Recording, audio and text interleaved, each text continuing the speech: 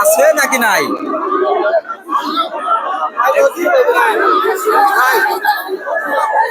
এবার ছেড়ে দেওয়া উচিত। খেলা যায় না, জোতা ওদিকে পড়ছে, ওদিকে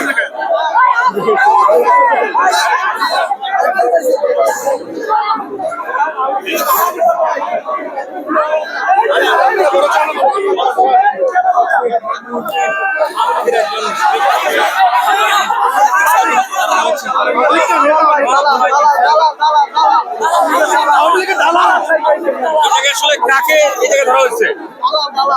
আমলিগের দালাল, আমলিগের দালালের ধরা হয়েছে।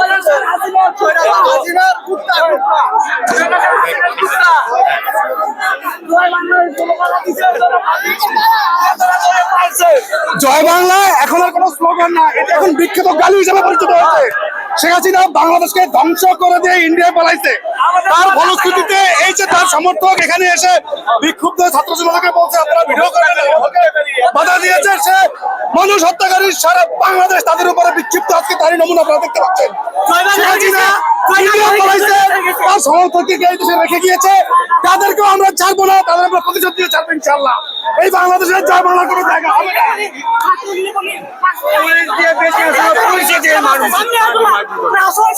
পুলিশে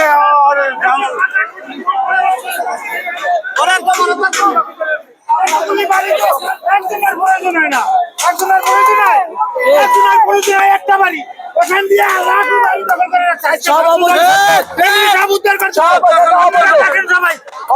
আমাদের সামনে মাথাগুলি দিচ্ছে, যেটা সরকারের বাড়ি, সরকারের সম্পদ নষ্ট করা ঠিক না। উনি ভারতের দালাল, ভারতের দালালেরা হুঁশিয়ার সাবধান। ভারতের কোন দালাল বাংলাদেশে টিকবে না। এই বাড়ি সরকারের, কে বলতে হয়তো মারুম মারুম, অনেকে শিখাইতে ওরও মারুম। ভাইয়া এগুলো আসলে জানেন, আমরা তো মনে করি এগুলো দেশপ্রেম, এগুলো কোনো দেশপ্রেম না, বুঝছেন ভাইয়া? মানে এগুলো হলো ওই যে বলে না আমার মানে হাসিনাকে আপা, আমার আপা, আমার ম্যাডাম, এই সেই কারো আপা, কারো নানি, কারো দাদি। আসলে উনি কেউই না, উনি একমাত্র একটা জিনিস, উনি আমাদের শত্রু। আমরা একটা কথা ভুলে যাই সবসময়, যে যেখানে টাকা আছে, সেখানে আমাদের কোনো লাভ আছে, আমরা সেখানে যেতে চাই। এটা কি ঠিক? যেখানে সত্য আছে আমরা সেখানে থাকবো।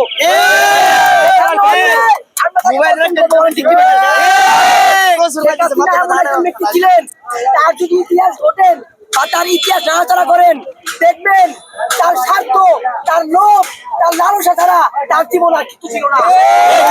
তিনি ক্ষমতার লোভে একদলীয় নির্বাচন দিয়েছেন, তত্ত্বাবধায়ক নির্বাচন দেন নাই।